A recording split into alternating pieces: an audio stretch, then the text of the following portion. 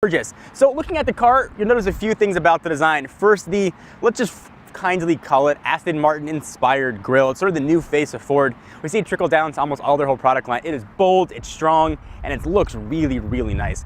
The redesigned Fusion looks also equally as nice as the grille. It's got really nice low lines, LED headlights.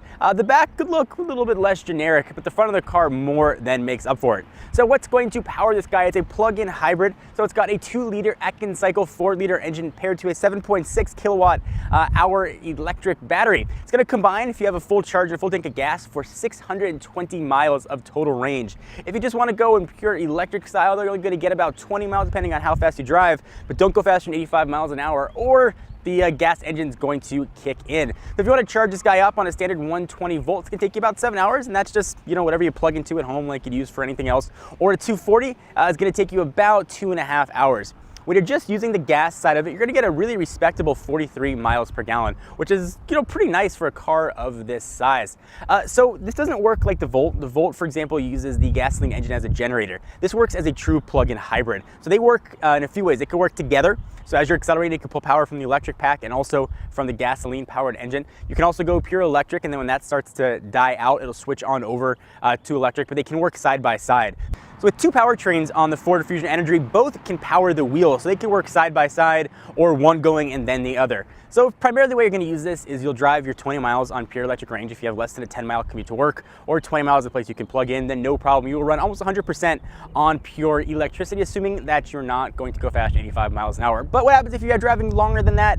Then the gas engine is going to kick in and continue to power you just like any other gas-powered car would.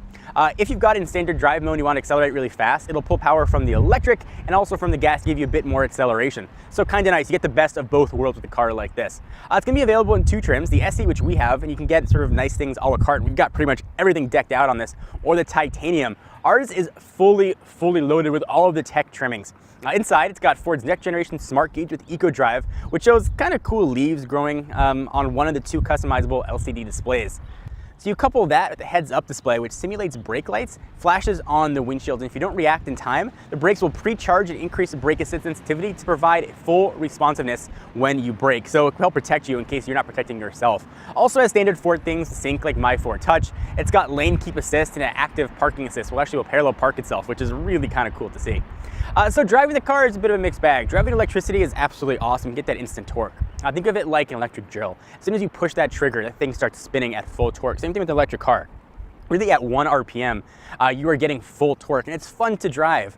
When you're using the 4-cylinder engine though, it's less fun to drive. It revs up really high. There's very little low-end torque when you're running on gasoline. When the car was running sort of as a hybrid with both a battery charge and a full tank of gas, it was a lot of fun to drive. When I started running just on gas though, it was a little less of an enjoyable experience.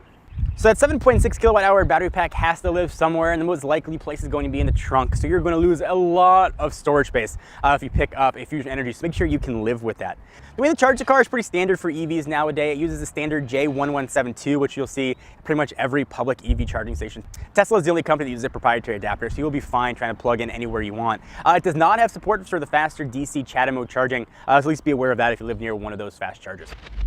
Let's take a quick minute to thank our friends and overall good people at Full Sail University. If you've got a smartphone, apps are freaking everywhere, but did you know that by 2015, mobile app development projects are going to outnumber native PC projects by 4-1? So you can get in early sort of on that upward trend. So if you're interested in a future in technology, mobile is going to be where it's at. And Full Sail University's online and on-campus mobile development bachelor's degree program can teach you the skill set you need to get in early, hopefully make them sweet boku bucks. Through Full Sail University's Project Launchbox, students are going to get a free MacBook Pro, industry software, plus iOS Android devices, because you got to know what you're testing on. If you're ready to master technology and software to compete in this rapidly growing industry, check out fullsail.edu/technobuffalo to learn more. Again, that's fullsail.edu/technobuffalo. Now back to the video.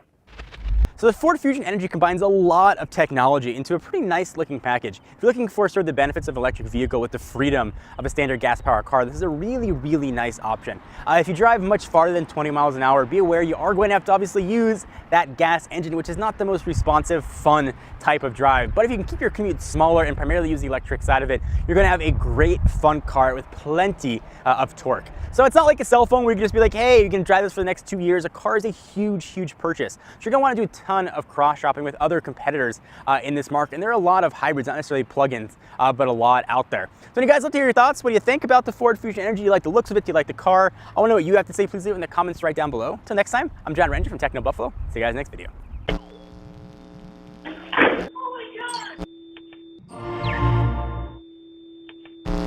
What's up, everyone? Thank you for watching that video. If you want to see more of the latest and greatest tech news, you can subscribe to our main Techno Buffalo channel by clicking the button right down below in my pants region, or click on the buttons to your right to see more videos.